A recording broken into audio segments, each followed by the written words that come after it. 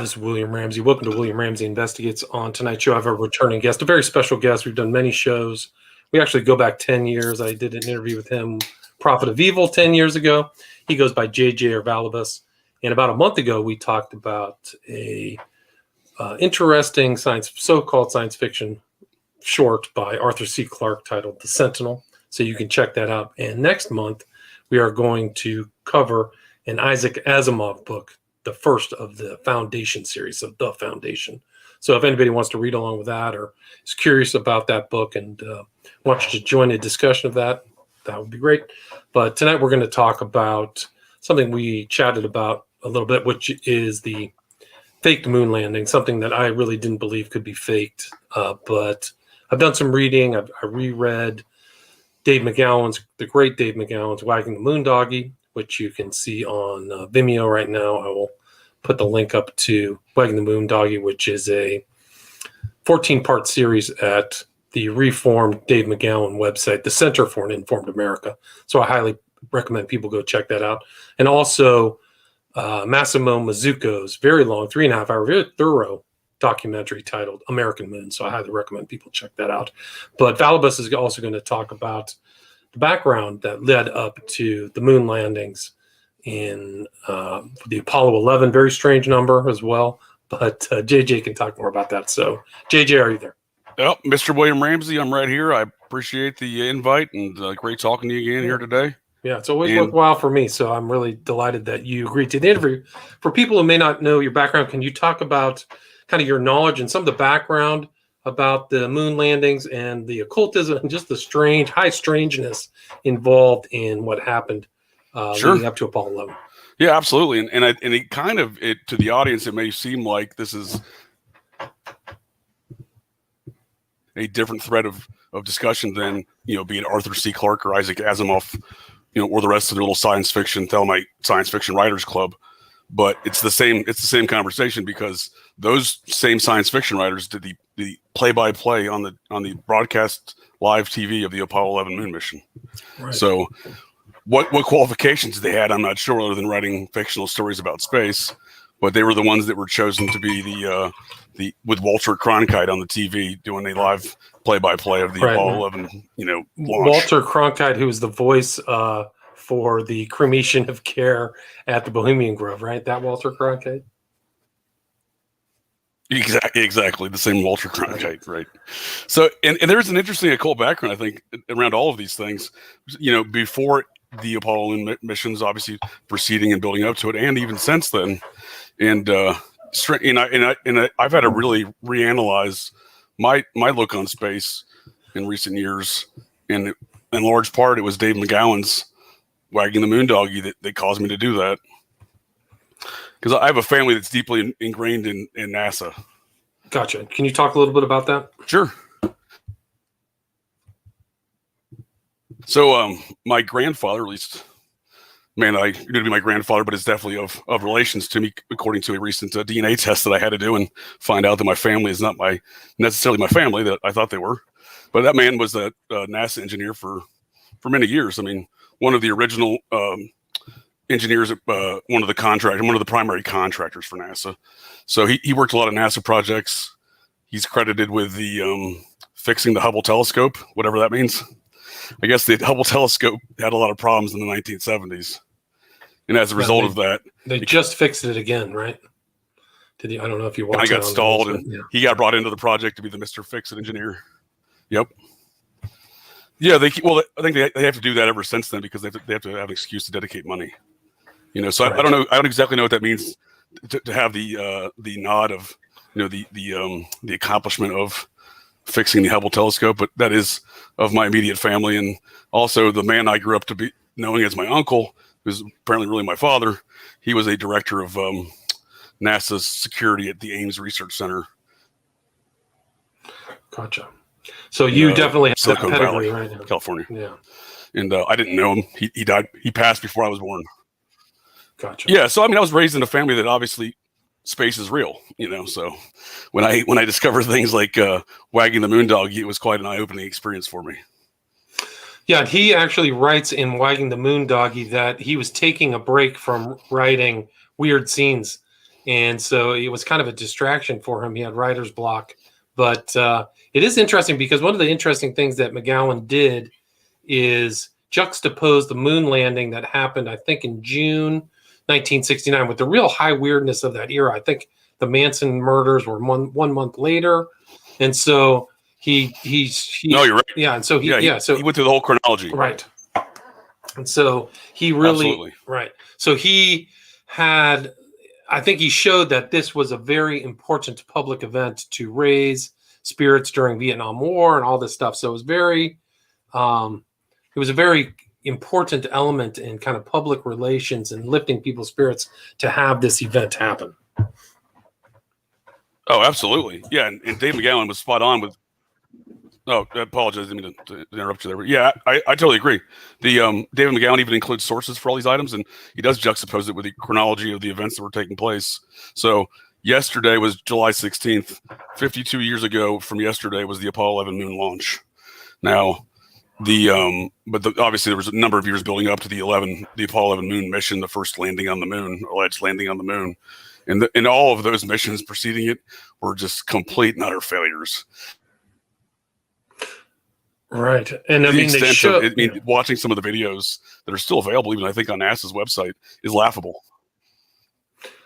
Right. And and the supposed Apollo 11 had the most rickety joke level technical stuff, and they were just going to wing it because all the other ones were failures. So you're right. It's very shocking that they would take this massive risk to supposedly send these people to, and they actually show in Mizuko's film, American Moon, they show how the Russians really thought they were going to try to get to the moon and failed over and over again. There are all these explosions. So the U.S. was really washing the Russians, and the Russians just gave up. They didn't continue, but something happened with on the way to the moon with the Americans that was much different. Sure. And I think, again, back to Dave McGowan's work, when he's showing how that some of these moon missions were taking place in distraction of things like the My Lai massacre in Vietnam, I think that's a good indicator of the next concept I want to introduce, and that is there's not a lot of these things are not different conspiracies. It's the same conspiracy. They just keep trying to clean up each mess in each subsequent mess after that. For example, the reason the Apollo program existed in the first place is because JFK decided he needed to make a speech and force that situation. Right, so he really committed to it, right? So a decade in advance, basically. Right, yeah. But so they couldn't really fail. They couldn't fail because it would be a diminution of the American system, really. So they put a lot of risk in, and it was really Kennedy who, wisely or unwisely, and there's that famous speech, "We will be in the moon by the end of the decade," right? So they put all that money in there. They definitely were spending the money to do it. It's really incredible. And I want to just quote this one thing from the intro to McGowan Center for an Informed America. It's from Werner von Braun, right? The paper-clipped literal Nazi. I forgot if he was a colonel, but he definitely had, he was a member of the Nazi military. Major. Yeah, major. He was a major. Yep. SS. And right. So he was an SS guy, and I think the place was called Peenemünde, and they literally had slaves that were murdered. So people were it was a slave camp. People were getting dead, literally where he was going. And I think he infamously stated in very dry terms, "I shot for the moon and hit London," right? German humor. Sure. Absolutely. So, but here's a quote from, and this is from a book called Conquest of every day they would kill the slowest people from the day before. Yeah, no, it was bad. So he definitely got washed of a lot of criminality. And there were a lot of Nazi scientists in the whole rocket program. It wasn't just him. But I want to just quote this if I can. It's this is from Werner von Braun, follower of the Apollo space program, from McGowan's work, Wagging the Moon Dog. It's quote, "It is commonly believed that man will fly directly from the Earth to the moon, but to do this, we would require a vehicle of such gigantic proportions that would prove an economic impossibility. It would have to develop a sufficient speed to penetrate the atmosphere and overcome the Earth's gravity, and having traveled all the way to the moon, it must still have enough fuel to land safely and make the return trip to Earth. Furthermore, in order to give the expedition a margin of safety, we would not use one ship alone, but a minimum of 3. Each rocket ship would be taller than the New York's Empire State Building, and weigh about 10 times the tonnage of the Queen Mary, or some 800,000 tons. Wow. So basically impossible is what he's trying to say there. Right. And I mean, the year of that quote was what, man? I don't know when the conquest of the moon was done, but it probably was before. Maybe? Yeah, probably. And an interesting kind of aside, I've actually looked through. It was definitely collection, mid 50s. Yeah, that makes sense. I've looked through Werner von Braun's documents and a lot of his calculations. The guy was a genius. I mean, they were doing heavy duty calculus without computers or any kind of computational device to do the moon rocket stuff before the 60s. I mean, it's off the charts with how smart Werner von Braun was. So, but anyway, there's all kinds of information in both Wagging the Moon Doggy and American Moon that would be worthwhile to people, because I'm totally convinced it's totally fake. But if I can frame the Apollo missions, the faked Apollo. Oh, I agree. It was hard for me to reach that conclusion as well, because again, not my upbringing at all, etc. And again, they did such a great job with the propaganda involved that it's hard to reach that conclusion. But people have been questioning since the 60s, since it occurred, since immediately after its occurrence, maybe 1971 or 72, I think was the first kind of they faked the moon landing, book. But the in relative to the Nazis and Werner von Braun's statement that you just quoted, he makes that statement. Kennedy then commits the Nazis to landing on the moon. When I say the Nazis, that is NASA. I mean, NASA is comprised of overwhelmingly Nazis, especially at that time. So much so that the director, I believe it was the Johnson Space Center there in Houston, during the Apollo time of the 1960s, he came to work in his SS officer's uniform. They had no problem with that. These are the same people that Kennedy was already combating in a sense, because some of the people that, as you stated, that whitewashed the Project Paperclip Nazis and that whole program, that's the Dulles brothers, Alan Dulles and James Foster Dulles there. John Foster, yeah. John Foster Dulles. So, those guys are the same ones that Kennedy's firing from. They're the one. They're trying to stoke Vietnam War in 1952, 1953. Right. So, and he's the same. They're the same ones he's firing from the CIA, leadership in 62. So, these are obviously people that are opposed to Kennedy in some form or fashion. Right. So Kennedy dies November 22nd, 63. Vietnam takes off, and right in kind of the same parameters or the same January of 64. Lyndon Johnson signs the order, sends, I think, 2 main troops. Yep, that was it. Yeah, and on top of that, everyone involved in the Kennedy assassination is intertwined with these ancient alien cultist people. These no different than I don't know if these people were Thelemites, but they're of the same milieu, they're the same ilk. If you're familiar with the story of the Nine, in the seance with the U.S. Army weapons captain trying to weaponize. He wrote a paper trying to weaponize ESP and stuff like that in the 1950s, maybe 1950. We'll call it 1954. So, and 9 years later, there's the same people that are on that seance are all surrounding the JFK assassination, to the point where all of the evidence produced for Lee Harvey Oswald comes from that group. That same group also got Lee Harvey Oswald the job at the depository. Book deposit. Right. It was a piece or something. I forgot, the husband and wife team, and then you have Vaughn. I mean, you have all these crazy. It was Arthur Young, and Arthur Young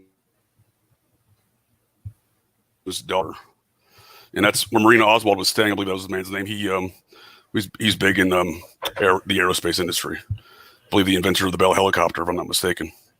Right. And Puharich, his daughter was housing. Yeah. Puharich was the Army captain, correct? Yep. And so that's the guy who also goes to start Stanford Research Institute, which is deeply involved with Scientologists. Right. So these are the same groups. They're not different stories. They're not like separate stories. They're the same people doing the same things. And in the 1960s, they were heavily focused on selling everybody the Apollo moon missions, but the people that Kennedy had put on the clock to go to the moon are the same people that killed Kennedy, essentially. I mean, that's how the record states, at least. Because again, Oswald wouldn't have had the job. nor would he had the evidence submitted, the false evidence submitted, the doctored evidence of the fake photographs and stuff like that. Oh, well, I have these she was like, oh, she told the Dallas police, this is how the story goes. I can't recall her name. She later testified in the Warren Commission and in a NBC fake, court hearing against Oswald. Right. So it's just incredible that it all intertwines, right? So, these people, they don't relent. Right. Yeah. Well, it's incredible that they can keep it goes on for years to years and years, and seems to. Yeah, I think it speaks to a lot of the propaganda and the quote unquote magic, because they'll all say that they're magicians, correct? Right. All these Thelemite type of cultist people. I'm pretty sure weren't the three guys, the astronauts, Armstrong and what were the three? Armstrong, Aldrin, and Collins. Wasn't one or two of those Masons? My memory serves me correct. I believe they all were. They all were Masons, right? I believe they all were. Yeah, but if you look at all the Nazi guys involved, including Werner von Braun, the other SS officers involved, they're all the Thule Society. That's some strange belief systems. Right. And they're going to call themselves magicians as well. Right, they're Atlanteans. That's what the whole Thule goes back to. Right. Yeah, so it's incredible. And I think what's also interesting, I mean, there's so many points that Mizuko makes in his film, but one of the interesting things is how the three so-called astronauts on really an epochal mission, the first human being to reach the moon, how miserable they all were and how fake they were. They're just off the charts. Oh, absolutely. It's it's kind of like watching something from the 1970s or 1980s now. It was broadcast or filmed then versus what we have for crisp HD 1080p pictures on our current broadcast of TV or media. And you can compare to, and you can see, well, that looks totally different. But at the time, it looked good. It looked real. It looked like a good picture. And that's so different with the moon landings. At the time, they sold it good. They did a really good job selling it. Just ever since then, I'm not sure what their plan was, years down the road, but obviously that was not going to look good, today when we can, folks can analyze every video clip and see how fake it looks from not only the parts and pieces that they're using, but the storyline in which they claim to have, accomplished. Right. So at some point during that whole moon mission, they realized they couldn't get it, and then everything changed. They took that same amount of money to perfect the stage show, right? So something Correct. happened. Yeah. So that was really it. So I think McGowan says that Werner von Braun. And I don't think if you agree with me, I don't think they wanted to do it, right? That's, I guess, I'm long-winded. My long-winded point is they didn't want to do it. They didn't want to fake JFK it? put them up to it. Oh, right. No, I'm saying they didn't want to be involved in the Apollo missions at all. That was not what the Nazis and NASA had planned at the time, right? Because they got, it seems to me that they were put up to the task by Kennedy. Right, and as a result, what would Kennedy's point be? Didn't you think that he really wanted to achieve that great feat? No, I don't suspect that was probably his goal, no. So what do you think it was? It seems to be some sort of, occulted war between, different factions. That's interesting. So why didn't they just say they couldn't make it and just give up? Adamantly opposed.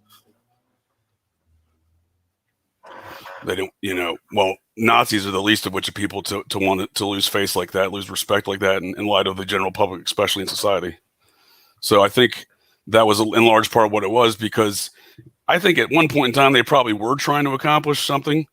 But again, if you look at the early rocket launches they have out of El Paso, Texas and stuff, they literally bombed in Mexico. I mean, they weren't accomplishing anything.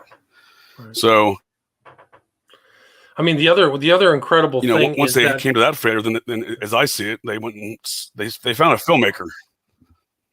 Right.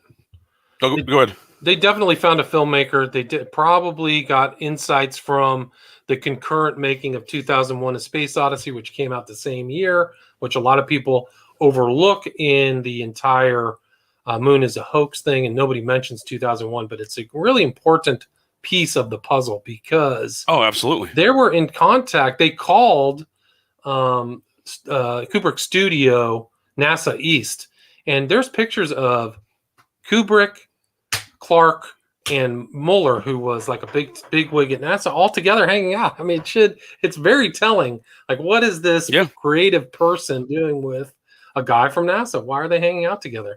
and all those things. Right. He was No. loaned heavy duty, really high tech, and Kubrick knew how to use it, high tech instrumentation and lenses and things like that for his cameras that really nobody had ever seen up to that time. Oh, I mean, it was filmmaking, breakthroughs he was doing, and with the new cameras that NASA bought him that he could have never afforded. That's on record. They bought him a camera. That's on record, as you stated, that they were visiting his studio in the months preceding Apollo 11 launches. The Apollo 11 launch, that they should be focused on that, assumingly, right? They shouldn't be at some filmmaker studio in London, England. And then on top of that, Werner von Braun at the same time is taking trips to Antarctica. Right. So are they really? Right. And the point of the Antarctica trip is that's where all the moon rocks are from the repeated comet hits to the moon. They end up down there. So then they can fake it. So they have actual moon rocks. And some of the Dutch, the moon rock is fake. There's so many problems with the story that it's just falling apart. Even Mythbusters. That's one of my favorite stories of the Dutch moon rock. Yeah. Yeah, so if they're really serious about going to the moon, why are they visiting Stanley Kubrick's studio in London in the preceding months? Why are they buying him a camera? Why is von Braun in Antarctica? And you're spot on with your analysis with 2001: A Space Odyssey. It is overlooked.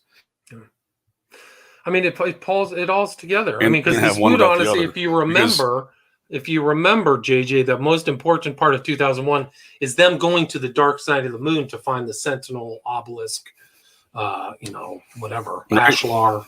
So that's really crucial. So they're faking the moon at the same time NASA's faking the moon. Correct. And I think one of the other big takeaways from 2001 is this: they implanted in everyone's mind that astronauts move very strangely in space by a very slow movement and a very kind of bouncy movement, but they're not weightless. Like they're, you know what I mean? There's clearly there seems to be still involved in what we're watching there, but without the idea implanted in 2001: A Space Odyssey that this is how people move in space. When NASA did it, within the following year there, everyone already thought that's how people move in space. No one's going to question why are these Apollo astronauts for the next few years are doing these films on the 6 or 7 landings on the moon. They do the films where they're all kind of just jumping around. I think they played golf. Right. I think they played golf on one of the later missions. Right. But the idea of how these people, the physics of how they move on the moon was implanted in 2001: A Space Odyssey. Right, like so they're moving them together in tandem to influence people's mind. And Mazuka does a really good job of showing these guys moving in ways that aren't plausible unless they're tied up to some kind of rig or something like that. They fall over. Oh yeah, it's just absolutely ridiculous. And the way that the dust moved was improbable too. I mean, there's supposed to be no water on the moon, but it moves in ways that has to congeal with some type of liquid. I think there's just all kinds of problems. Now, somebody asked in the chat why the Soviets wouldn't expose it. Mazuko goes into that in American Moon. He says that there were other arrangements going on with the Russians and the U.S. And so if they would have come out and say everything you've done is fake, those arrangements would be curtailed or strained. So this kind of detente that was trying to take place in the 60s would have been risked by the Russians or the Soviets really exposing the problems with the American. Sure, that could have been a factor. I look at it like this, though. They're the same group. Right. Oh, I didn't mean to walk on you there. We had a delay. No, it's okay. Yeah, I agree that could be a factor. But I look at it like this. It's the same group. We can call them the Soviet moon missions versus the U.S. moon missions. It's the same Nazis. Some Nazis went to the Soviets. Some Nazis went to the U.S. And no one in the U.S. was monitoring their communications, believe it or not, according to FBI documents available on the FBI vault that says that these Nazis in El Paso, for example, were allowed to roam off base and communicate with whomever they wanted to unabated. So these are the Project Paperclip Nazis, which I've been getting more interested in, because when I did a DNA test, I had a cousin contact me saying, "How are we related?" And I said, "I have no idea." And her father is extremely German. I'm, to the best of my knowledge, not German at all. And that man came here via Project Paperclip with his father, a Nazi scientist. So I don't know. That's still a big question mark. But I had a cousin write me, and she's just as confused as I am. But yeah, so these Project Paperclip folks, I've been forced to look more into that program since then, and learning that information, then they were allowed to do whatever they wanted to, and they were writing their friends in the Soviet Union. I mean, that's on record. And again, it's often sold to the general public as two different groups, but most people don't know that the U.S. missions with the Soviets to space started in 1972, 73, and they go on today. We don't launch manned missions from the U.S. anymore. We haven't in over 40 years. They all launched from Russia. Right. Including, to the best of my knowledge, the International Space Station missions. Well, do you know that it's never been reported? The space station they launched from Russia. Other than I think Hubble, which is 400 miles above the Earth, no other nation has passed beyond that barrier other than supposed moon landing. So in all this time, 50 years, that's never happened, and they never explained the Van Allen belts, which were recently discovered, I think in the 50s or 60s, and how, I mean, the radiation would have destroyed film. It would have destroyed all kinds of stuff. And that little rickety supposed moon lander is actually a joke. If you really look at it. And I think that McGowan makes a hysterical point, because like when they just brought out this rover that could not have fit in there, like where's the gas? Where's the engine? There's all kinds of structural problems, and all that stuff has disappeared. So all of that information on this most epochal event is all gone. The designs are destroyed. And you know what their excuse was? It was too big to store. So that's a joke, because if you know anybody in a librarian, that's never stopped them from, in any library, there would have been something at the Smithsonian who would have taken all that information. So they had really bogus excuses for why they don't have. I can tell you firsthand experience. That's a ridiculous story. Yeah. So the radiation. We just keep walking on each other. I apologize there. Yeah, all their stories are ridiculous. If you look at anything they say, NASA says if you try to question the Van Allen radiation belt or the distances or anything else like that, or the fuel that was going to be required to go to the moon, etc., they just start. Their answer is, well, you start putting things under microscopes, nothing is going to make sense. Essentially that's their position. And in recent years, they've actually produced actual video clips on YouTube saying, if we want to go back to the moon, we got to build a new, everything from scratch. Why in the world would you have to do that? Right. And all of the electronics were basically less powerful than your standard phone. So, I mean, there's all kinds of problems. Yeah, NASA saves everything, because they like to say they don't, but I can assure you they do. I was involved in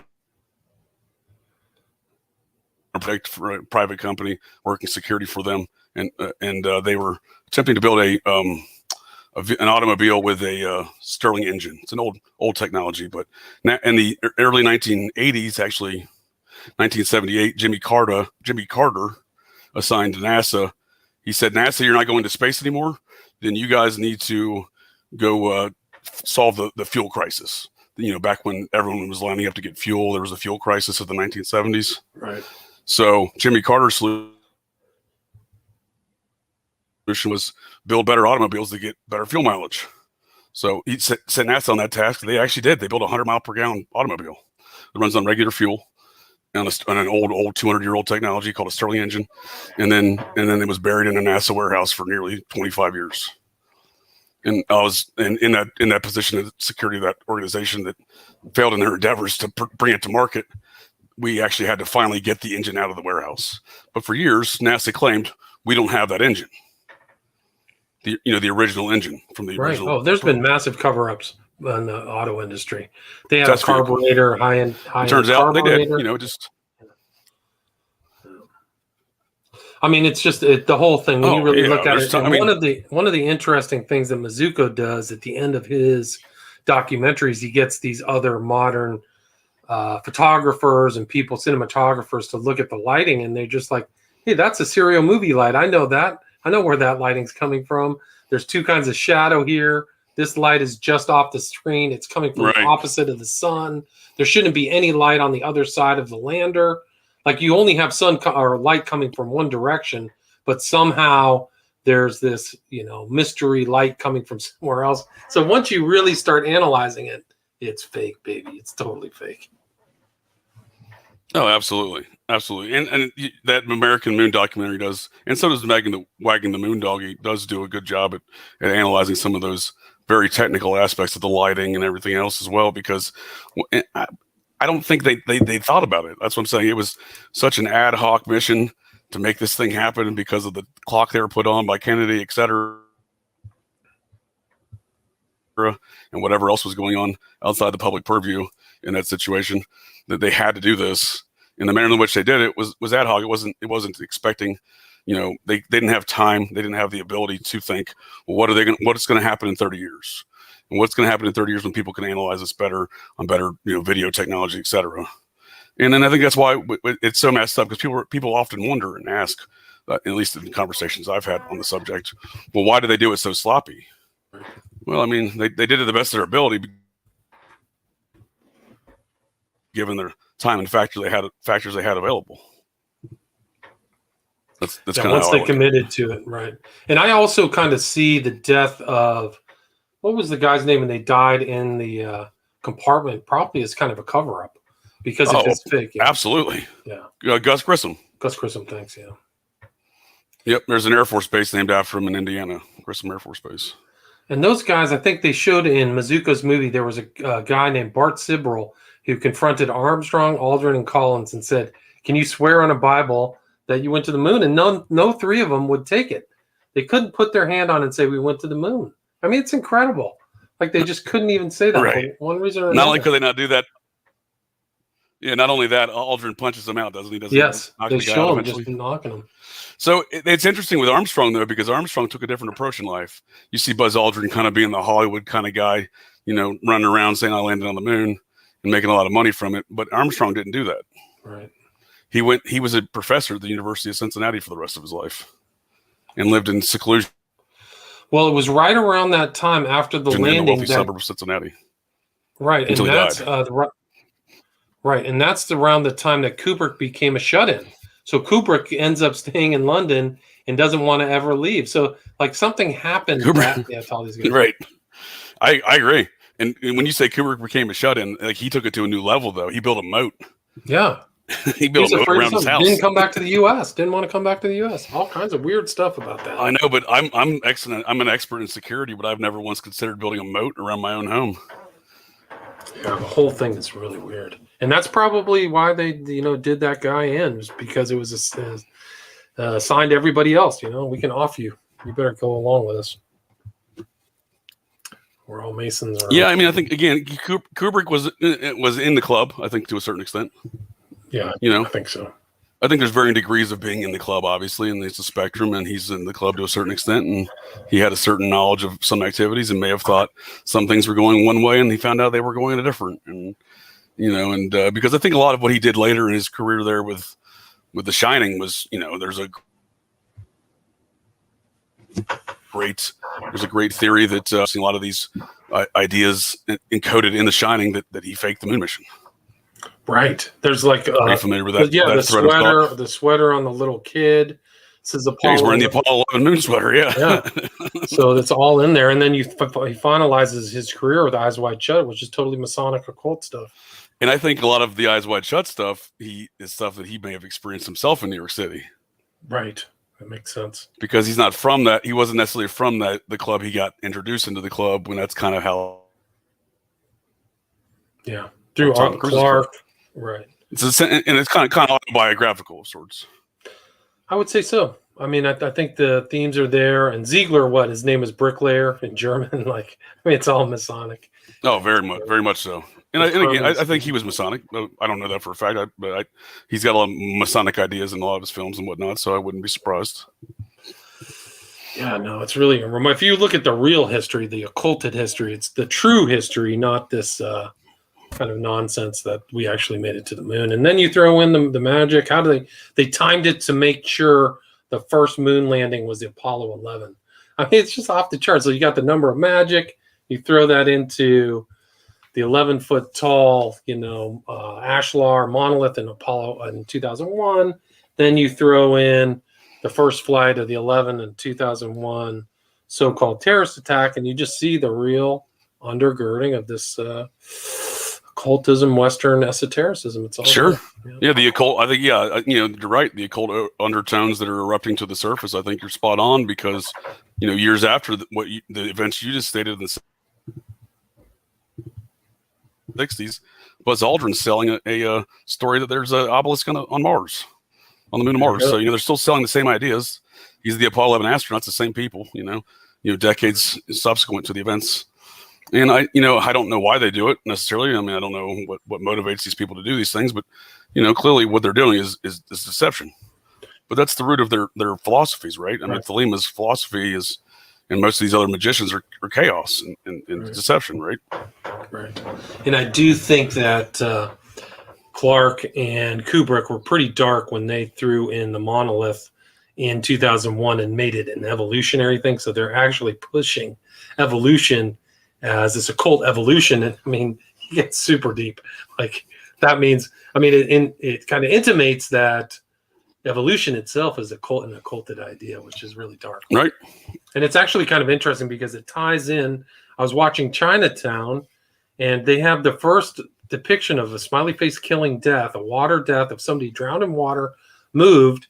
And then Houston says, this guy said that pool is really where life started. It's the most incredible, and that screenplay for Chinatown won Academy Award.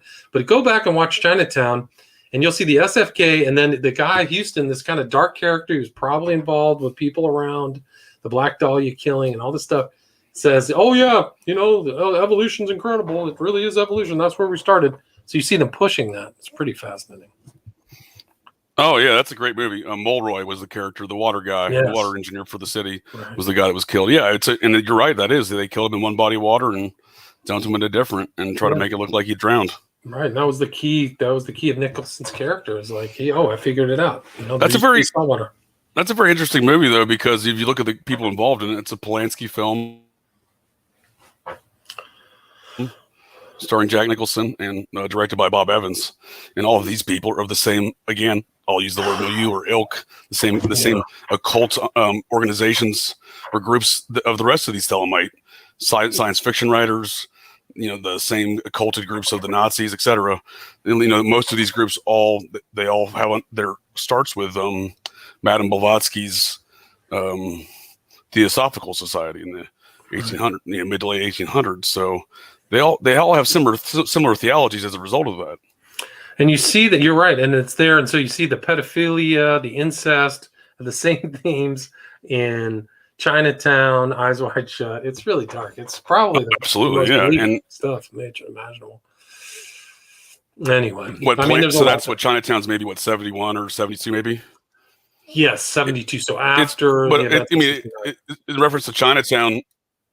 Yeah, and then Polanski's maybe 76. He's run out of the country under felony charges for raping a child. Yeah, but get this. When he moved to France, he's doing the same thing in France. There's all these girls and kids have been victimized. No doubt. Yeah, I mean, the only reason he didn't, he got brought up on charges, but Jack Nicholson and Bob Evans, the producer of Chinatown, the star of Chinatown, they're the ones credited with trying to clean up the mess and divert the cops. That's on record. I mean, it's the whole thing. It was actually the rape allegedly occurred on Jack Nicholson's couch. No, get this. So I think that Polanski was at Nicholson's house, and Nicholson's girlfriend was Houston's daughter. Oh, I did not know that. But yeah, right. So they Angelica were at Houston, house. Right. So Angelica Houston's with Nicholson. I mean, it becomes truth as fiction. Fiction is truth. Like, whoa. Absolutely. And these same characters, circling back to McGowan in the 1960s, they're all intertwined in his work. Whether primarily the weird scenes inside the canyon work, right. But again, the 1960s are kind of all the same subject to a certain extent. And Polanski obviously owning the house that his fiance was murdered allegedly in the Manson family murders, and then Jack Nicholson was an actor in Hollywood and hung out with Jimi Hendrix, his best friend Jimi Hendrix, and I think Peter Tork, one of the monkeys at least. They were often right hanging out in Little Canyon, and Bob Evans, he's involved. He's adjacent to the Son of Sam business. Right. So he's in the Cotton Club murders, and I learned from McGowan that Crosby was a Van Cortlandt, and some of these things, dark things, happened in Van Cortlandt Park. I mean, it's off the charts. Oh, absolutely. So, Well, I mean, in regards to Son of Sam, and again, Bob Evans was deeply. I mean, he was deeply involved in the whole situation. I mean, he was trying to produce that film with Roy Radin, who was the victim who was murdered. right. But Evans really kind of skirted everything there. There was never any charges. He was never really questioned. It seemed he kind of just drifted off to the side, and no one really talks about him there. And he was a major Hollywood producer at the time, and I really question that. But again, the whole Son of Sam business is deeply ingrained in Thelema belief systems. True. So it's definitely there. There's 11s, Occult, October 12th. There's just a lot of pretty sketchy things out there. Oh, and they really haven't. Some of the sigils they use are straight out of Thelema, right? Right. Well, that one sigil that they used was out of Eliphas Levi's. There's a black like magic. The main Son of Sam sigil. Yeah. So that's very important. It's rarefied. So back in those days, it was a Thelemite, correct? Right. Yeah. Well, I think it was adopted possibly by the Thelemites, but it was pre-Thelema. It was definitely Eliphas Levi. I gotcha. But I mean, some of that stuff got integrated. I never saw Crowley use that black magic insignia, but he thought he was the reincarnation of Levi, so maybe that's his connection. But yeah, I didn't know that. That's what he thought. Crowley thought he was the resurrection of Eliphas Levi. I think a lot of it is that's interesting. That's really interesting. I think a lot of them, when I look at Crowley, is he took a lot of the ideas and put them together, right? He kind of just mashed them all together. No question. Various occult things. Yeah, no question. And as a result of that, people have kind of done that in the aftermath, right? So people have then taken those ideas and then readapted it into their new organizations, be it the Process Church of the Final Judgment. Right. Yeah, no question. Yeah, so I mean, if you read enough, unfortunately, same stuff. Right. And you just see that strain, that current, the occultists would call it a current, is there, and it goes back 100 years or hundreds of years, and it gets pretty dark. Like, oh man, yeah, no, that's a whole nother show. But I've learned absolutely. a lot. Well, I'll leave you with one note referencing all that subject, though, regarding some of the Thelemic activity surrounding Son of Sam. Even is the other park that was used besides Van Cortlandt. One of their primary ritual locations was Huntermeyer Park. Right. Which that was actually formerly owned by a man named Samuel Tilden, who was actually elected president in 1876, and was part of the deal that the South said, we'll let the North, we'll give up the presidency of the North, removes all the federal troops from the South that were under martial law for 12 years by that point. So following the Civil War. So, but Samuel Tilden, much like the rest of these people in that same group of the presidents and members of a few different secret societies that seem to venerate these mounds. That was a mound part. That location of his property had a lot of mounds on it. Ancient Indian burial mounds is the common name, obviously. Right. I mean, it gets really dark. Yeah, Untermeyer. I mean, if you look at the history of Untermeyer, he was a big time player and attorney for Standard Oil. What's that? He was the Federal Reserve attorney. Yeah. Oh, yeah. No, very very wealthy, but also a very dark character. So you can see why the occultists are attracted to it. I'm sure if you knew this, the Federal Reserve was also started on a mound in a ritual in South Carolina, or I'm sorry, Georgia. I'm not surprised. What, Jekyll Island or whatever? Yeah, the Rockefeller House on Jekyll Island is built on a mound. You can go on Wikipedia and read about it. People don't connect these things. I don't know what the occult understandings or belief systems are regarding these locations and sites, but it's there. It's an Undermeyer Park. It's relative to all the presidents. It's relative to a few of these secret societies. Right. Is there anything you'd like to add before we wrap it up? Even ones that exist today in the public, for example, the International Order of Odd Fellows.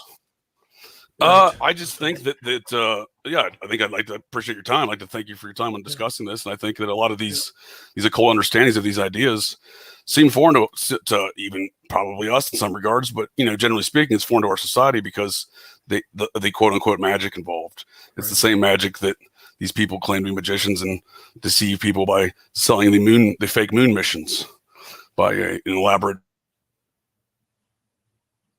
Hollywood scheme and a very serious propaganda campaign.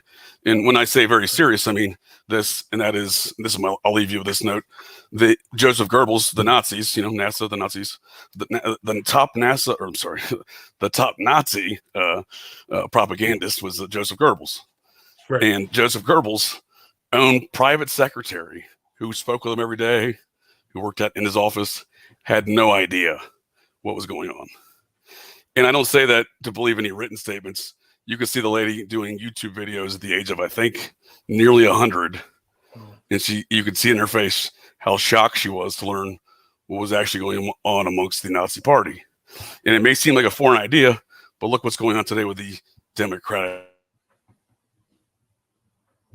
Party, the Democratic National Committee, and some of their activities intertwined with CCP, the Chinese Communist Party. People don't know it. People even in the inside don't necessarily know it. It's a need-to-know basis for compartmentalized, and no different than things like this, the moon mission, which is why we don't know stuff today. Right. Yeah. So JJ again, Vallibus, what's your people want to reach out to you? What's your social media or email? Folks can reach out to me at Operation GCD at Operation GCD on Twitter or operationgcd.com, and that's garbage can dude GCD. Gotcha. And also, if people are interested, all my documentaries are back up on Vimeo. You can just go to William Ramsey and you can get all my books at WilliamRamseyInvestigates.com. Also, if you like the show, if you like the William Ramsey Investigates, please think about going to iTunes, give me a 5-star review. I just got ranked at the top 1.5% most listened to podcasts in the world. So, good. You should. I mean, you have an excellent podcast. I mean, I remember discovering your podcast years ago and immediately becoming a fan. Cool, man. Well, I'm a fan of yours as well. So let's keep in touch. And if people want to follow JJ and I, we are going to read Isaac Asimov's The Foundation August 20th. So we'll discuss that. And we'd be happy to have anybody join. So looking forward to talking to you about that, JJ. Take care. Excellent. Thanks again, William Cool, Ramsey.